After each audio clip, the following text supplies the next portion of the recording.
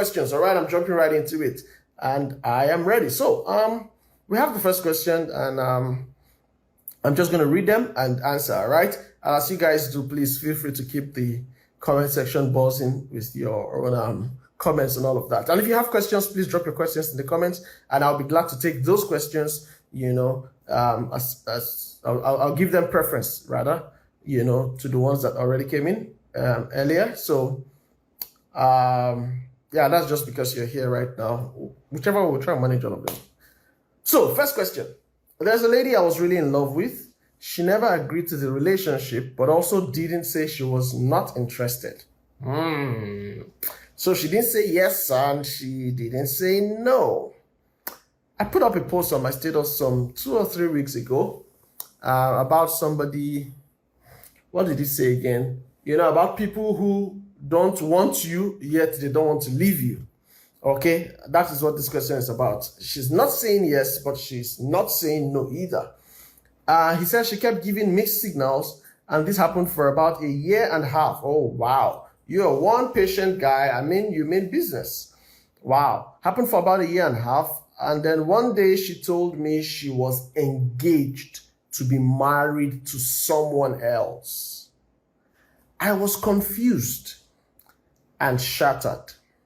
To cut a long story short, I gathered the pieces of my heart together and finally moved on. Kudos. That's good. Now, after 3 years, out of the blues, she shows up, that relationship failed, and she wants me at all costs. The thing is, I just got into a new relationship, which I'm hoping will work.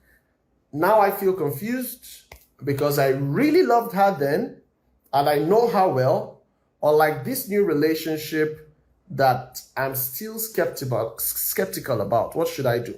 Okay, quite a long story there, but I just tried to hit on the major points. Now, one, this person was interested in the lady, asked her out. She didn't say yes and she didn't say no. So she kept giving him the signals like, yeah, we're in a relationship, but then we're not in a relationship, And I know this is something that I've come across a number of times. I've seen a number of guys talk about this, you're in a relationship, or you think you're in a relationship with a girl, but she's not giving you any concrete signals for you to hold on to and know that, yes, this is something. I mean, today she's all lovey-dovey, she calls you baby, and then tomorrow she makes you feel like, hey, this is not a relationship, don't forget. And you're wondering, hey, what's going on here? In almost all of those cases, one thing I tell, thank you for your comment, I'm coming to that.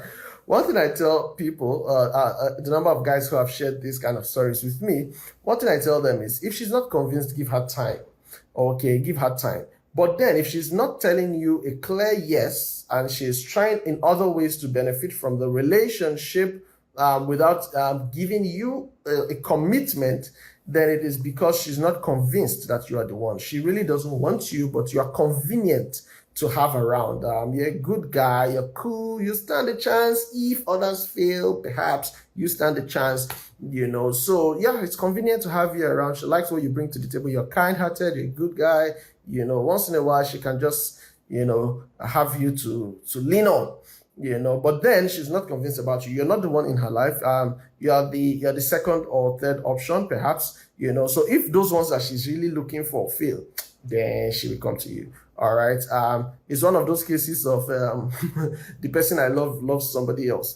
That kind of thing, right? So you are not the one she's in a relationship with. It's not you, it's somebody else, but you are on standby. That's why she's not letting you go, and in the same way, not giving you the full, commitment of that relationship. But I mean, it gets more tricky because she eventually opens up to you and lets you know she's engaged to somebody else. Okay, and I'm sure that happened because now she had found that kind of person that fits the profile that she wants, that guy that is the real spec she wants. Maybe you're a great guy, but you don't have money, you're still struggling, you did try, and then this guy comes with the money and with living the life of her dreams. I mean, why not? This is what I've been waiting for. And then she gets engaged to that guy. And like you said, you had to move on after a while. That was a good thing. It was a great thing you moved on. But then out of nowhere, 3 years. What if you were married? Let me even ask that. What if you're already married and you have your own children? Would that be an issue? It should not be an issue. She's in your past. She's gone. Okay. But now she shows up and now she wants you. Hello, come on. Someone already made a comment here. Kemi made a comment that you don't have to be confused. She will drop you again. You see, now I said at the beginning that you are not her first choice. You are not the one she wants. A number of ladies are guilty of this. Hey, Lizzie, Susie, I see you. All right. Now, a lot of ladies are guilty of this. Yeah, you're a cool person, but they are not. You are not the kind of picture they have created for themselves. You see, perhaps you don't measure up completely to the standard that she wants. So you are cool to have around, but she doesn't want to do relationship with you. But she doesn't know how to just tell you off because, I mean, who knows? What if it works finally? So, or then maybe you're still coming up in your game. Your hustle hasn't paid yet, as per legit, please. Your business is still trying to stand out, or, you're still upcoming, And so she's looking at you and wondering, how long will it take this one to be able to afford me Brazilian hair? Perhaps, I'm just saying, So she's not convinced. Yeah, she likes you to some bit, but she's just not convinced. Now, the problem with that is you don't want to do relationship with someone who is not wholly 100% into you and committed to you.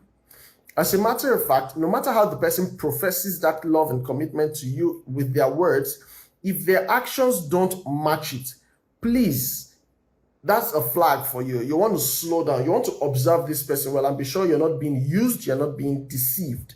Because a lot of people do this just to have someone convenient by their corner, someone they can fall back to, at any time, and that is not really good. That's taking advantage of someone else's emotions. Okay, so my point for you, young man who asked this question, is that great thing you have found another relationship. And I'm sure before you got into this new relationship, I mean, you took your time to do basic checks. You said this was after 3 years. So I take it that you have taken time to grow out of that whole experience and now you're with somebody else, okay? Ask yourself or remind yourself of the reasons why you have chosen this new person. And if she hasn't given you any reasons to run away, I mean, if she's true to the qualities you saw that made you want to get in the relationship with her, then stay in your new relationship. But don't run back to that one who came running after you after all other options failed her. You're not even sure why she's coming after you. I mean, there's so many things that I could say about that, but I think it's just not right. Okay, if she wasn't convinced that you were the right person for her, then what has made her convinced now? Okay, is it because you've shown workings? Business has grown. You've been promoted at work. Now you have a car. Now you look dapper and all cute, and now she's proud of you. I mean, what has changed? Okay. Someone said she left you before, she will leave you again. Okay, so I think you should focus on what you have found. Channel all your energies to building this new relationship that you have found now. Build this one, and please try to sever the communication lines. Try to close or cut off the communication lines between you and that ex, because those are the kind of people who would want to spoil your relationship so that they get you back. I mean, that is selfish. Okay, it was for the same selfishness she left you the first time and didn't have the courtesy to even let you know what was going on. You see, so you don't want to let her back again because it's the same selfish interest she is looking at right now and she wants back into your life. Okay, so I hope you understand that question. Don't be confused. Okay, stay in your current relationship. Leave that one, it's past. Okay, and focus on this new one because we're not really sure what the motivation of that person is. Okay, yeah, let me read the comment there. You just might be a convenient rebound, or waiting ground for what she truly wants. Exactly. That was what I said earlier, So you want somebody who really desires you. I mean, you need to know this. Please don't settle for less in any relationship. If your partner makes you feel like they're doing you a favor by being in your life, please cut that person off. No, that's harmful to your self-esteem. That's harmful to your self-concept, okay? That is emotional abuse. It will spoil things for you emotionally. It will weigh you down, all right? So you don't want that kind of person. Anybody who feels like they're too special to be in your life, let them move, okay? Let them move, please. Don't play second fiddle for anybody, and don't let anybody take advantage of you. Okay, so that's that. I hope you found that answer useful. Right now, let's move to the next question. This one says, my boyfriend is serious about us getting married, but I don't know much about him. And every time I try to ask about his family, he avoids the conversation. Once he even scolded me and asked if it's him or his family I'm trying to get married to. Okay, my friend says it's not a big deal. But in your session last week, you mentioned that it's a red flag, and so now I'm confused. What should I do? All right, thank you. Very good question. You know, when we spoke about the red flags, one of the things I mentioned, I think right from even when we spoke about the yellow flags, one of the things I mentioned, for those of you just joining, we're doing Q&A today. Yeah, it's the last Wednesday of the month. Now, one of the things I mentioned in the conversations about the flags is, you know, you're concerned about somebody who has no contact with their family members. You know, either that they don't have any contact with their family members or they don't have any friendly relationship with their family members. Okay, they don't have anything nice to say about them. They don't have anything good to say about them. They don't call their parents, don't call their siblings. They have no relationship or no good relationship with family members. Now that is a flag. Why is it a flag? Because when you get married to somebody, take note, and this is what many people forget. There's a whole big picture in marriage that many people don't pay attention to. They just think about you. I like you. I like your build. I like your shape. I like your lips, tips, and fingertips. You know, and hips. You know, you just say all of those things, and you forget that it's beyond that person that you're getting married to. All right, when you get married to somebody, the person is bringing to your life their full existence, including their family members. Okay, they're bringing their own family members too, and that's why it's called in-laws. They become related to you as your in-laws. Okay, so if you don't know anything about a person's family, how are you comfortable getting into a lifelong commitment with that person? You want to know. You want to know. Yes, it's very important. Someone says it's actually a red flag. Why would I be marrying someone who doesn't want to talk about their family? Exactly. You want to know it. Now, I've told people before, and I've seen this severally, where two people were good enough as friends, but for some family reasons, they could not proceed to marriage. So there's a lot more consideration that you have to think of. There's a wider picture. It is this selfishness and this thing called that people confuse as love, which is actually lustful feelings and attraction, that people say, no, I'm in love, I must marry him, I must marry her. You know, oh, she fits me very well. You know, you guys are good in the pictures, you guys are good in bed, and you just think that is enough reason why you want to get married. Listen, there's a whole lot to consider. You have families to consider. Okay, this person that is winding waist for you and giving you the thrill of your life right now, can they raise a family? Do they have the values it takes to raise a family? Okay, few years down the line, when this is not all that you're thinking about, can this person bring value to the table? Can they contribute to your business meaningfully? Ideas, wit, tactfulness and wisdom and everything you need. So there's a lot more you want to consider. It's not just how you feel right now or the good moments you have now. You should actually be more concerned about the future, because that's where you're spending the rest of your life. Okay, so if the person is not talking about his family, then you want to get to the root of that before you even move on with that relationship. You really want to get to the root of that. And at some point, you're going to find a way to discuss with him. Now, you're not going to probe and sit where attack. No, men don't like that. But you're going to carefully, explain to him that, see, I want to take this relationship serious, but I need to know you. We need to have some level of knowledge about ourselves. And I don't know anything about your family. And I'm afraid I cannot commit to this lifetime decision if I don't know about your family. All right. Now, if he tells you so, are you saying you can leave me because of certain things in my family that you may not like? Yeah, the answer is yes, you can leave him. Oh, yes, it depends on what it is. Okay. But if it's something that doesn't just work for you, yes, you can leave him. And you need to make that very clear statement. Okay, so it's important. And he's even scolding you because you want to know more. You want to know about his family. That's a red flag.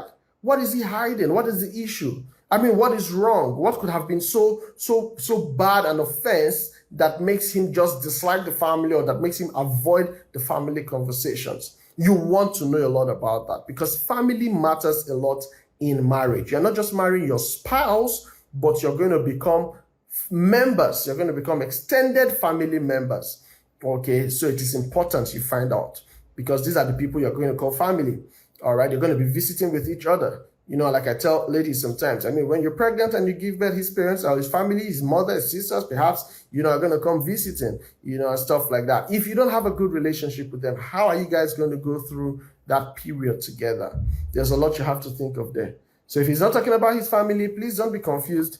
Find out if he's ready to open up and tell you about it. If he's not, please end the relationship and move on. Don't waste your time. Yeah, somebody says, in fact, I have left you. Yeah, that's it, man. No time. It is what it is. All right. It's and that's, don't forget, that's what we say, red flags. Red flags are things you cannot tolerate. They are the deal breakers for you. Like for you, this is a no-no. If you're not willing to go there, then I mean, we can't take this conversation. Cannot, all those things you call feelings, you kill it, you turn it off to zero. All right, and you move on.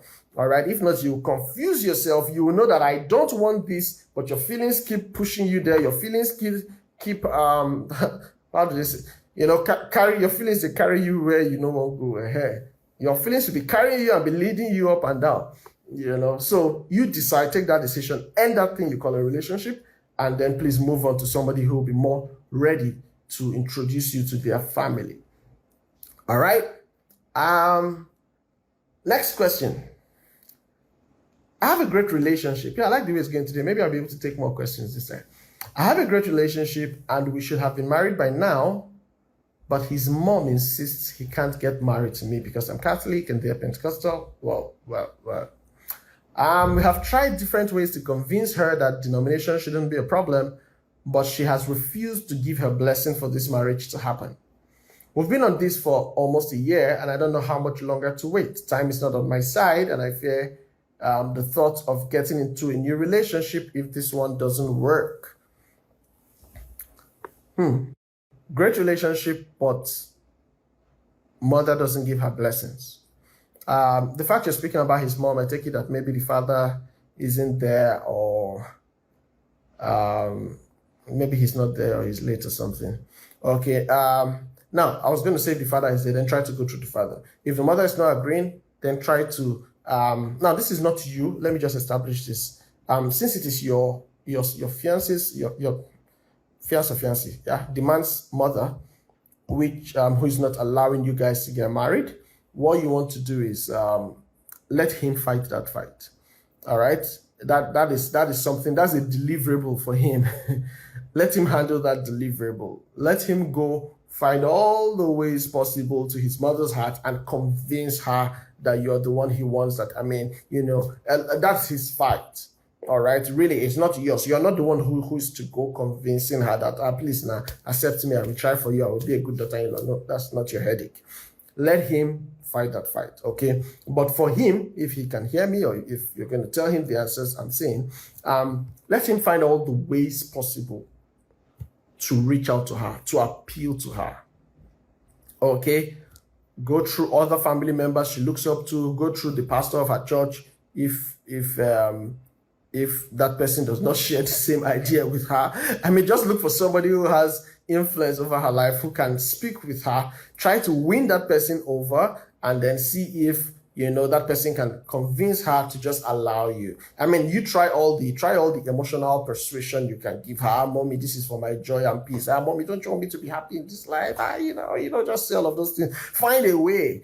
After all, when I get married to her, I'm going to bring her over. She's going to come over, to our side. So just look at it as outreach. What if she was not even, going to church and I'm going to bring her in? So find a way to convince her. Try your best possible to convince her.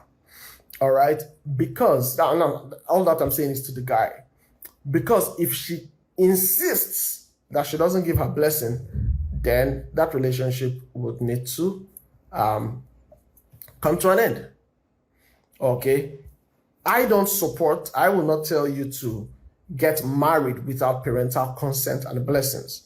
I won't do that. It's against scripture, and perhaps the situation does not even warrant for us to consider anything like that. I mean, it's not yet there. Perhaps there are cases where you want to consider that someone else can stand in for family, okay? But the cases have to be very clear, all right?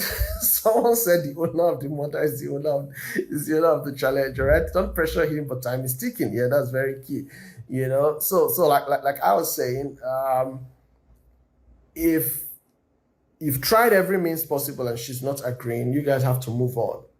Okay, you have to move on. You have to let him deal with that issue with her, but you have to move on. Because, again, you have to be sure that the home you're getting into is excited to have you. You have to be sure. Okay, if they're not excited to have you, if they don't believe in you, if they don't want you, it's a lot of emotional stress you're about to get yourself into. So you want to be sure that the home you're about to get into is excited to have you. All right. If not, don't force your way into their lives. No, they will detest you with time, and it's gonna be very, very annoying. Nothing actually pains more than the pain that comes from people who are supposed to be close to you. All right. So you don't want to go through all of that torture just in the name of love. All right. If she insists she's not wanting you in their home for whatever reason it is. Well, in some cases it might be tribe. In some cases it's religion. For whatever reason, if your partner's parents or family members don't want you, please do yourself the honors and then leave that relationship for the one that will want you just the way you are. Okay, without all of that drama. All right, but there was something else I wanted to speak about there. There's something else I wanted to speak about. He said, okay, yeah. You see that expression you said there where you say time is not on your side and you fear the thought of getting into a new relationship if this one doesn't work. Now, when we talked about wrong reasons people get into relationship or people get married, these were some of the points we addressed. Okay, I will advise you could find that session. I think it was in May. We did that, in the month of May this year. Okay, and we spoke about wrong reasons, and we spoke to over 30 of those reasons, or in fact, over 40 of them.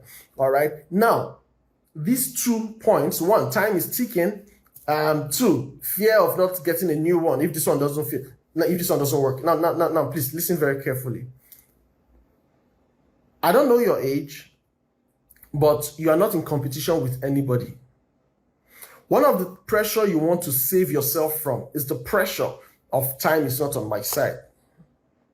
Because that pressure leads you to desperation. Now, I want to even ask, how am I even sure that this relationship you said is great was really great? Or perhaps you have just told yourself that since somebody has finally agreed to marry you, let you just hold them tight and stay there strong.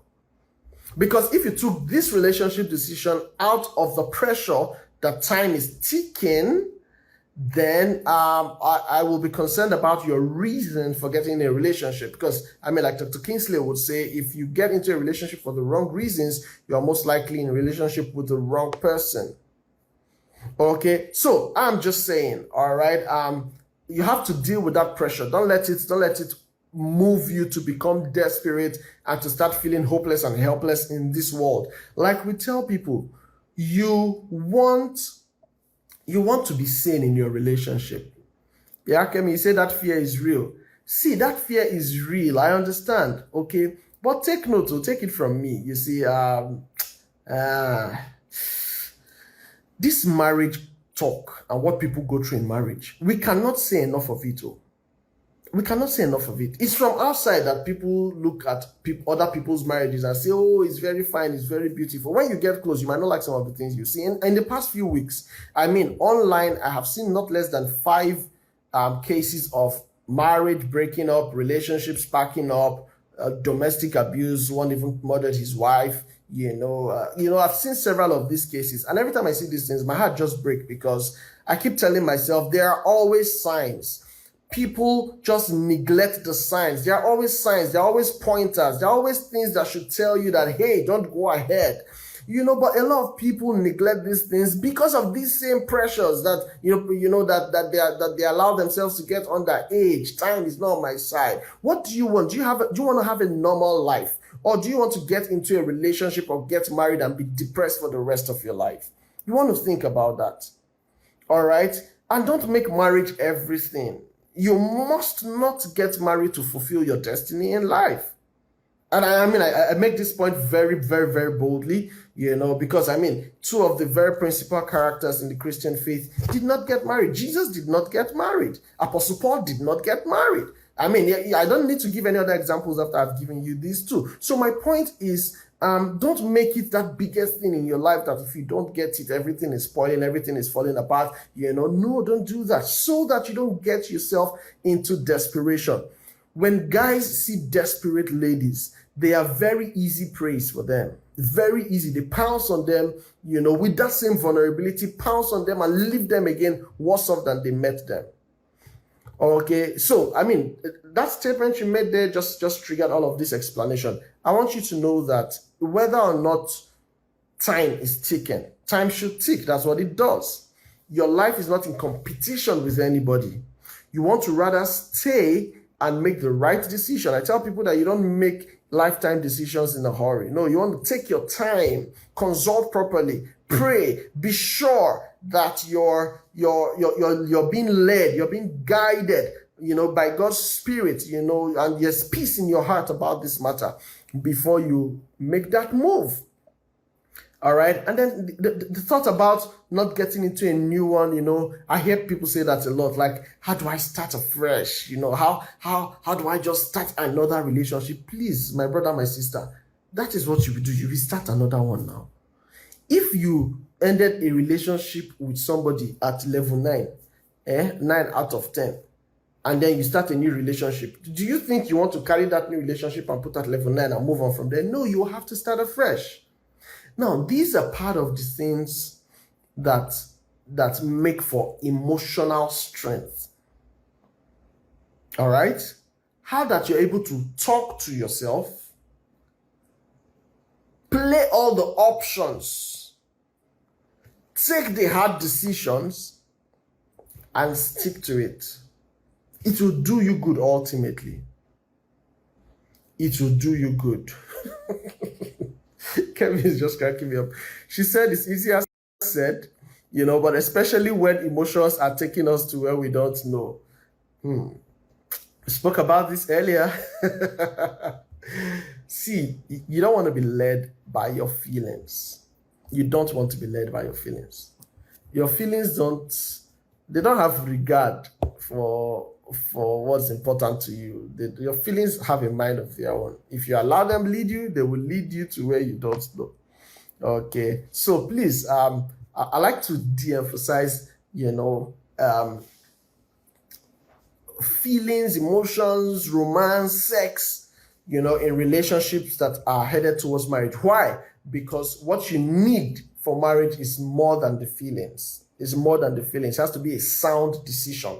All right, you need to be sure of that decision. If not, feelings will disappear and then you will find yourself confused about what to do. Okay, so I hope I've not gone too far away from the question. In answering that question, I said try different ways possible to convince your mom to allow you get married to her. If all you're trying to do is not working, also pray about it. Please don't forget that is always there. Pray about it. Trust God. If God can speak to the hearts of kings, the Bible says the hearts of kings are in his hands. He can turn them like a watercourse wherever he pleases. He definitely can talk to your mother. All right. If he could create the world by his words, he definitely can speak to your mother. Okay. So you want to also pray about that. But please, young lady, don't forget what I said. Try to cure yourself of that desperation. You're not in competition with anybody. All right. And then, yes, if peradventure it doesn't work, please brace up. All right. Heal. Take the time. And then get into another one. But don't tell yourself that you would rather manage something that is not good because of how long it has taken you to be there. We said something, when we spoke about the wrong reasons. We said that don't keep pampering a mistake because of how long it took you to make it.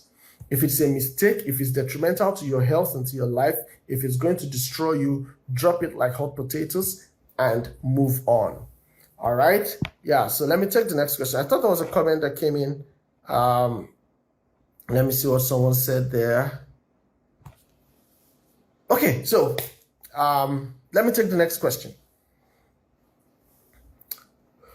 Whoa. All right. This one says, you all say we shouldn't be having premarital sex. Why then did God give us the feelings before marriage? So how am I supposed to deal with all this pressure? Okay. It says we all said, right? You see, so first things first, we didn't say, I didn't say, I'm too small to say, right? It's not my I didn't create it. I didn't say it. All right. Scripture says, God says, okay, that we should abstain, we should flee youthful lusts. In fact, let me put it this way. Let me just take it from the beginning. You see, this whole thing about marriage.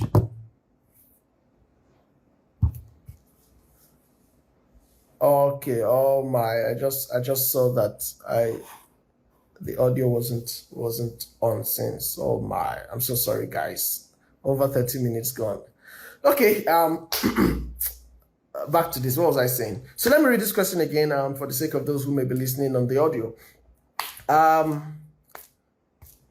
You all say we shouldn't have premarital sex. Why then did God give us the feelings before marriage? Okay, so how am I supposed to deal with all of this pressure? Okay, now I was saying something earlier that the instruction to desist from premarital sex, from fornication, it's not ours. It's not my making. I mean, now that's what scripture says. And I was going to explain that God made marriage, not man, not anybody, not any civilization, not any government. God made marriage. Okay, and when God made marriage, he set certain patterns, certain rules. Okay, and we see that from the creation of man, you see, and everything that God laid out there for us. All right, one of the fundamental things that we see is that God made one woman for Adam, you know, and even before he formed them physically, he had said in Genesis 1:26 that let us make man in our image and likeness and let them have dominion and all that. And in verse 28, he blessed man after he had formed or made man's spirit. He blessed man and said, be fruitful and multiply. From the moment God said, be fruitful over man, that was the activation of the reproductive process and experience. Why? Because the only way man was going to be fruitful was through sexual intercourse. All right, that's how man gets fruitful. That's how a woman takes in and gives birth to a child. All right, now, why did I say that? Okay, I'm just trying to lay the foundation that, okay, God instituted marriage and this is the pattern, this is what he has set before us. Now, when he says you should stay away, as a matter of fact, in scripture, when he speaks about fornication or about sex, you know, and sexual sins, what he tells you to do is to run away. In 2 Timothy 2 verse 22, he says, flee youthful lust. Flee, run away, like take off, run for life, flee youthful lust. All right, in 1 Corinthians now 6:18, it also says the same thing. It says, flee fornication, run away. Why is that? He went for that to explain that because every other sin you commit is outside the body, but this one affects you. This one is a sin against your own body. Now, let me just say something very, very, very quickly so I don't get all doctrinal. When God gives you an instruction, it is for your own good. It's not for him. Listen, yes, we beg people, we preach to people, we tell people to receive Jesus Christ as Lord and Savior, you know, so that they can receive God's love and have a good life on earth and so that they can make heaven. Okay? But listen, if they don't, it will not reduce God. He is not per se at loss. All right? Besides the fact that he wants everyone to come to salvation. So his instructions for you are for your own good. He sees the end from the beginning. You know, he sees what you can't see. When he tells you, hey, avoid this and that, it's because he knows the kind of harm it can bring to you. He knows the kind of destruction it can bring to you. And that's what happens when people ignore warning signs. If you're on the highway and you're on full speed and then there are signs that tell you slow down, there's a bend ahead, there's a curve ahead, you know, or the road gets slippery ahead, you know, you see all those signs. If you neglect those signs and keep going full speed, you'll be responsible for whatever you experience. The fact that those warnings were put on the road was not because they don't like you, was not because they don't want you to enjoy yourself and enjoy your fast ride. It's because there is something detrimental to your life that is ahead. There is danger ahead. All right? And that's where I want young people to understand scriptures from. You know, God's instructions are not burdensome. God is not a wicked God. All right. He doesn't want to punish you. He doesn't want to torture you, you know, and that's why he's telling you avoid those things that make you happy. No, that's not the case. The point is it is for a time. Sex will come at a time. The idea for sex is that it should happen within the confines of marriage between you and your partner. Okay, that is God's design. And you need to know that. Okay, now what happens is that if you neglect that and start indulging and gratifying those feelings right now, eventually it can affect your relationship, future relationships, your marriage. It can affect your life. There are so many ways it can affect you. I can't even start getting into all of that now, but I'll try to mention a few, just a number of them.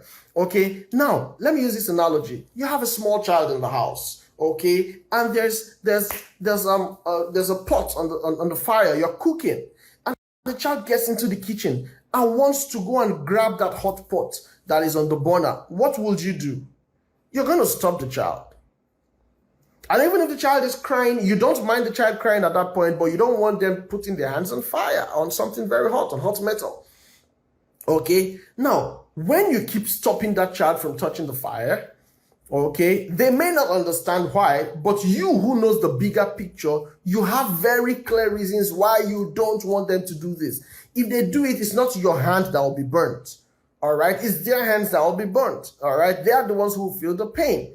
You don't want them to experience that. So you're stopping them. You're trying to save them from that trouble. I want you to see it like that. It's the same thing about sex in relationships or premarital sex. All right? When God says stay away, it's not because it's not interesting. It's not really a nice experience. So that's not why. But it's because when you're doing it outside of its original design, when the purpose of the thing is not known, abuse is inevitable. When you are abusing something that was made to be good, then you will get the bad repercussions of it. So let's take certain possible examples. One, you guys are still young. I mean, maybe you're teenagers or you're just in the university and you're trying to have fun and you're going all out having sex. And before you know it, the lady gets pregnant. That opens you up to a whole new life you never imagined, you were not ready for. So many things can happen from there. One, her family can say, we don't want dishonor in this family. So that man that gave you this pregnancy, go and meet him or he must marry you. And you're not even ready for marriage. And then you're starting life unprepared because of a decision of yours.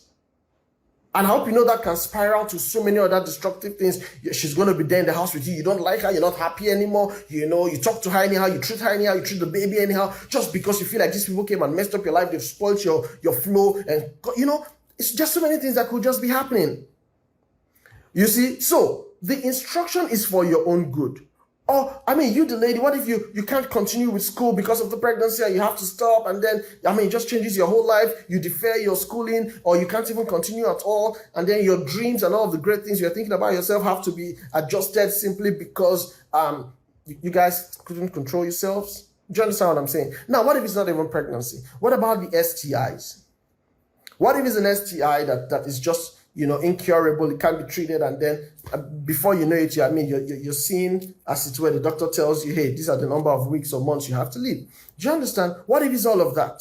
So there are so many reasons. Now, what if it's none of those? What if it's just all the emotional baggage you carry? Now you cannot trust any man. Now you cannot trust any woman. Simply because of all the numerous experiences you've been having with all these guys and all these girls, you see, and these are the things that make people come up with, you know, wrong concepts about marriage. They tell you marriage, you know, is whatever you see, you take. They tell you marriage, you're only happy before you get in. Once you get in, you know, you're wondering what happens to your child. You know, people start saying all of those nonsense simply because they have messed up something that was meant to be beautiful, okay, gone around getting experiences they did not need, okay, and messing up a beautiful future. Now they don't believe that future can be beautiful anymore. You tell some people that marriage can be beautiful and they're like, look at this one. Because they have blocked all the chances in their mind to find reason to know that this thing can work. You see, the funny thing is that people who don't keep their sexual purity as singles are the same people who want their partners to not cheat on them when they're married. And I'm wondering, how does it happen? You and this guy met today and slept together, had sex tomorrow. And then No restraint, no discipline, no regard for God's instruction. You just have fun. And then because you have married him now, you believe that he will not do that with the next girl he meets again. You see, it's the same discipline that keeps you pre-wedding that will keep you after you're married. It's the same discipline. So if you live your life carelessly as a single and say, I don't care, I'll do what I like, you start forming habits. Those habits become hard to break. There are many people who have sworn on their lives, I'll never do this again. But with the next chance, they go back to it. Because habits will always eat up your plans and resolutions for breakfast. Habits would always eat up your plans and your resolutions for breakfast. Because they are habits. They don't die easily. I hope you understand that. So if you're the one asking this question, I hope you've been able to see what I'm saying. Now, it's not just about that they said. You need to understand the reason. It's not just that, God said, or your pastor said, or the preacher, or one lazy guy said, you should not be having sex in your relationship. No, it's not just about what we say. You need to understand why. Many of the people who think love is complicated, it's because there was sexual involvement in the relationship or in their relationships. Many people who don't understand what love is because they have only understood it from the viewpoint of sex and feelings and emotions.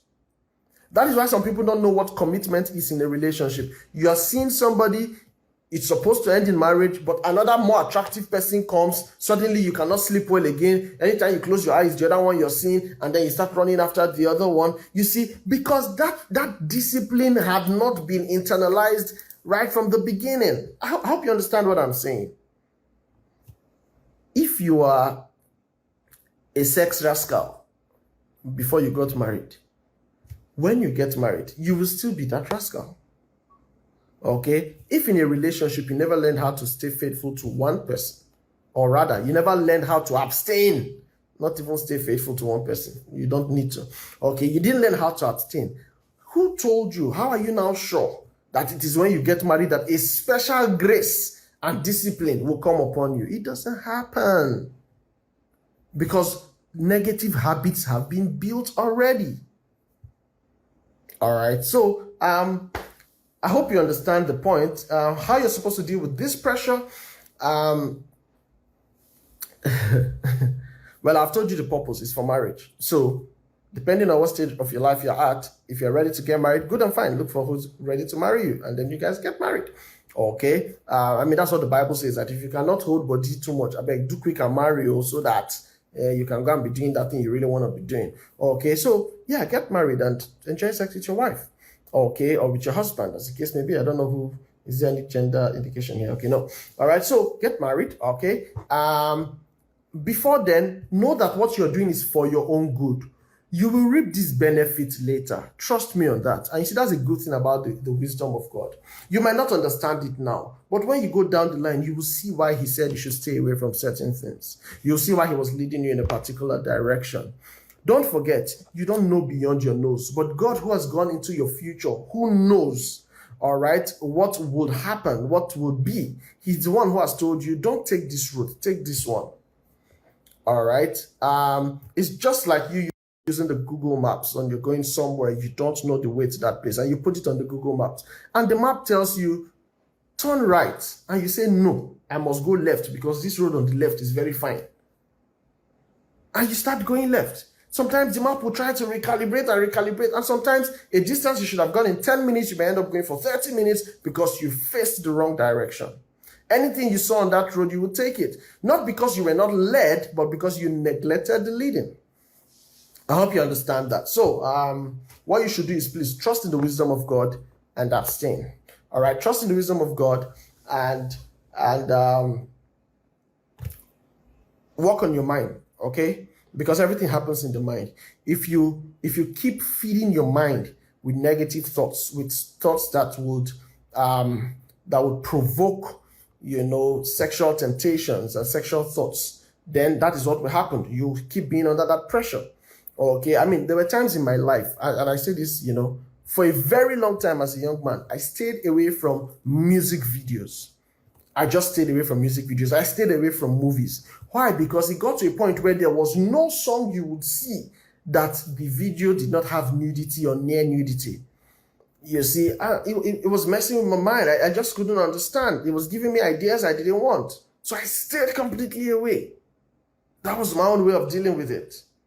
All right, because you have to guard your heart with all diligence. That's what the Bible says. Guard your heart with all diligence, because out of it flows the issues of life. Proverbs 4:23. You have to guard your heart with all diligence. Okay, so you have to protect your heart and make sure that your mind is not exposing itself to things that are suggestive. If not, you'll just be frustrating yourself. How would you successfully fight that fight if you keep feeding your mind with all the temptations? You keep watching all the erotic movies, you keep watching pornography, you keep, it's romance that you want to read, that you want to watch. You're giving yourself ideas, so it's going to be difficult to fight it. If you know you want to fight that, then focus on other things. Focus on things that will strengthen your value system. Focus on things that would let you know that yes, you're on the right path. Okay, don't do things that would further feed that sexual desire in you, because it's part of your biology. God put it there. God put it there. And as a matter of fact, He put it there for marriage. He put it there for marriage. It's so unfortunate that because of the hardship in Africa, in Nigeria, in some of these countries, you hardly hear that a young man at 18 got married, or a young man at 21 got married, because at 21, you're still in university now. Have you finished all the strikes and all of that? When did you get admission? Or perhaps you have even finished school, but you don't yet have a job, and you're still trying to even, find a headway for your life. It's so unfortunate that is the case. But ideally, because these feelings, from when you start getting into adulthood, adolescence, that's when most of these feelings really start coming alive. You see, God is not a wicked God. God did not intend that you suffer this feeling till like age 40 before you go and marry. You see, that one, I blame that one on society. Okay, so maybe if you were in a place where everything was good and fine and everything was working well, maybe at 20 you could have been married. And in the peak of your sexuality, you have the opportunity to express it, and all of that. Okay, but then this is where we are, and this is the situation. So please honor God and then guard your heart so that it doesn't lead you astray. I have taken so much time on this point. Please permit me to move on to another question. Is that okay? What time? Oosh, I have. Okay, let me touch this question and let me see how fast I can do this. All right. So I hope that was good there. I hope you all got that. All right. The next question says, yeah, hey bro, kudos for the good work you're doing. Hey, thank you. I hardly read this kind of messages. Maybe I should read some of these feedback messages. Yeah, thank you very much. I hardly join the live sessions here because of work, but I always try to catch the replay. Okay. Yeah. So let me just use that opportunity to re-echo this. Yeah. If you miss any of the sessions, we do this every week. So if you miss the session, just go on YouTube and look for that edition. It's there on YouTube, on our YouTube page, Single and Ready Club, or you check our handle here, and you'll always find it here. Very soon, we'll stop having the sessions here on Instagram. Okay, so YouTube would always be the point where you get the full sessions. All right, you might just see snippets here on Instagram. Yes, please, Guinebo, ask your question. Go ahead and type it. I'd like to take a question before we close. Okay, while you're doing that, let me finish reading this one and treat it quickly. Please drop your question here. I'll be glad to treat it. All right. Okay, so the question here is, I used to be a chain smoker, but I quit it for some months now because of health reasons. I met my babe where we used to hang out over drinks and sticks. And we were not dating then, but now we are in a relationship. And though I told her I have left smoking, she has refused to stop and has even gotten worse. She now takes weed. Okay, I really love her, but don't want to lose her. And she has said she cannot stop smoking. So should I go ahead with the relationship or end it? Well, let me ask you, what exactly do you want? Do you want, you said you stopped smoking for health reasons. You already qualified it. Now, even if there was no health reasons, okay, it's a good thing to stop smoking because it has adverse effects on your health. Okay, adverse effects on your health. It's just pitiful what people have to suffer, So you have stopped this, but then this your girlfriend is not ready to stop, or perhaps is already trapped in it. It's become an addiction for her. What should you do? Well, let me put it like this for you. Let me make it a life and death situation for you. If you said for health reasons you have stopped, and then now the person you say you love wants to kill you like before your time. Will you say, I love you so much, so just kill me? Or would you run for your life? Do you get the picture? Something is clearly a death threat to you. You're trying to avoid it. Now, somebody is bringing it to you disguised as something pleasant. Would you say, because it looks pleasant, let me now take it and kill myself? Or would you run away from that thing because you want to save your life? So like I said, let's make it a life and death situation. I mean, everywhere, even cigarettes, companies that produce the cigarettes, they let you know that cigarette smokers are liable to die young. They let you know that the government warns against getting addicted to this. They let you know that it has terrible effects on you. Oh. Do you understand? So it is clear that this thing is detrimental to your health and to your life. Make it a matter of life and death. I'm not treating this as an emotional question. It's not about the feelings you have for the girl. No, it's about life and death. Are you ready to die soonest? If you want to die in the next few weeks or months, go ahead and indulge. Now, because if you accept her in and she's not willing to stop, what's going to happen is that both of you are going to start smoking again. And then you two, you're going to take yours to the next level because she too has already graduated and you would have to be at that level so that you guys can be smoking compatible. You understand? You can smoke at the same level.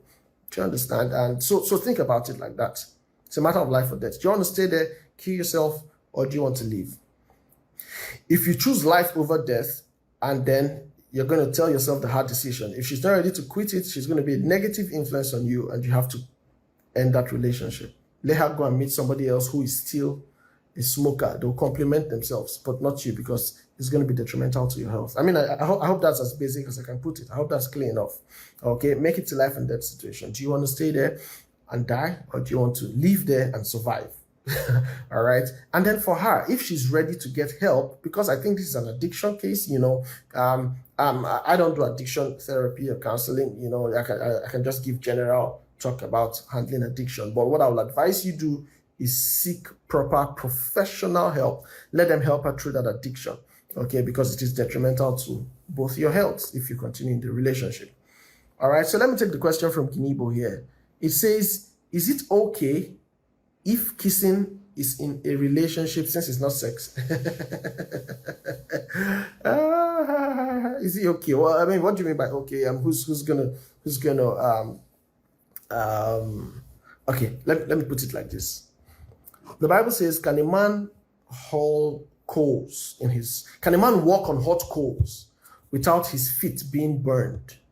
Can he carry hot coals in his bosom without burning himself? You must be really wise. The wisdom to abstain from sex, it's not just telling you about the sexual act of penetration alone. It is telling you to abstain from the environment of sex. Why? You might say, well, it's just kissing. Kissing is harmless. It's a matter of time. It will graduate. If you expose yourself to so much kissing, it will graduate. And like I asked somebody one time that I'm yet to see any two people who were kissing with their hands tied. They just kept their two hands by their side, like you're kissing. When you're kissing, your hands will move. Something will lead to another. And before you know it, you're graduating. And you see the way the sexual emotion is designed. It is designed to only make sense upon climax. That's the way it's designed. It only makes sense upon climax. So every other thing you're doing will keep pushing you to the next level, to the next level, to the next level, to the next level, to the next level, until you have sex. Because that is the way it's designed. So if you know you don't want to, someone says that from claps, that's the start. Exactly. So if you know the ultimate goal is to avoid sex, don't try to tolerate. It's just kissing now. We're just kissing. We're not having sex. No, the kissing will lead you to places where your emotions will run wild, and you would lose the the resistance to say no. And by then you would find yourself having sex. Okay, so please know the principle. It's not just about sex. It's about the environment of it and everything that looks like it and everything that leads you there. Okay, one thing would always lead to another. Thank you. Yeah, Monday for that. One thing would always lead to another. Okay, so you don't want to get yourself into that environment. And that's what I'm telling you. Learn the self-discipline now. You will need it in your life. You will need it. Where you're going to is bigger and better than where you're coming from. Don't jeopardize all of that future just because of this pleasure you think you cannot control now. Where you're going to is big. You can't see. You need this discipline now. It will help you not only sexually, but also in matters of decision and in matters of self-discipline. It will help you. It will help you. If you don't learn to resist touching things that are not your own now, today it might be a plate of food that you're stealing. Tomorrow it will be money and they will catch you and they will call you thief and throw tire on your body and bone. Do you understand what we're saying? So you have to learn that discipline that says no, that says it is not mine, it is not time. Okay, and delayed gratification. That is one value that if young people can learn this, you're on your path to leadership, you're on your path to success. Okay, so it's not just about the act of sex, but it's about the appearance of it. And that's why scripture says to flee the appearance of evil. Okay, the appearance. That's why I told you guys for a while I stopped watching certain musical videos because, you could hear a song that just has beautiful, fine lyrics until you watch the video and you're wondering, oh my God, what has this video got to do with the audio? They're not related. Why must there be sex in the video? Sex objects, or why must you sell sex in the video when the audio has nothing to do with it? So I just told myself, if that's the case, I run away from all of these things. I don't want to see it. I don't want to watch, just so that I could control my mind. Okay, so please, the responsibility is yours to not lead yourself into temptation. All right, I'll have to stop here for now because it's about time. I like to keep this within 1 hour. All right, so thank you for joining us. I hope it was a good use of your time. I hope you got one or two things. Please do well to join us again next week. We will continue. I didn't wrap up the conversation on red flags. We'll most likely continue it next month. If not, we'll just move on to other things. Okay, we never really can exhaust all of this conversation. That's why we keep doing it every week. Okay, so thank you for joining us. If it was a good use of your time, if you learned one thing or the other, please feel free to drop us a feedback, drop us a message in DM, and I really appreciate this. God bless you guys and have a good rest of the day and see you again next week. Bye for now.